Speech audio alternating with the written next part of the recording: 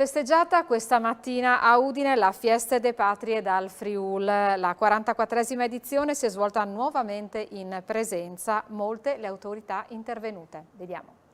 Prima la messa solenne in Duomo, poi una gigantesca bandiera del Friuli srotolata in Piazza Libertà. Udine ha celebrato oggi, nella giornata conclusiva di Friuli Doc, la 44esima festa della Patria del Friuli, trasferita dal tradizionale 3 aprile per la pandemia. E quando noi o facciamo le nostre bandiere, abbiamo di manifestare un'identità, un leam, una radice che fa parte delle nostre storie.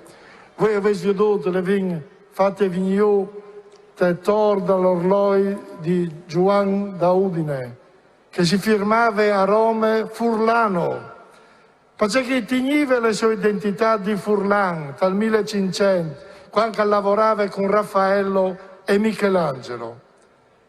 E allora voi, Giovanni da Udine, non ha permesso di mettere sulla sottor le aquile del Friuli. In Piazza Libertà è stata letta anche la bolla dell'imperatore Enrico IV, l'atto fondativo della patria, datata 3 aprile 1077. Cecino come Furlans. Beh, credo che sia inscritte e che sace caro di lavorare.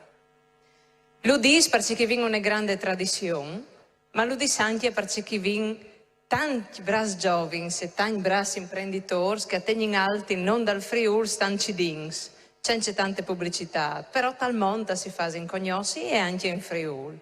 Allora che due caratteristiche sa chi? La semplicità, quindi, no? E il fatto di sei buoni, di sei concreti.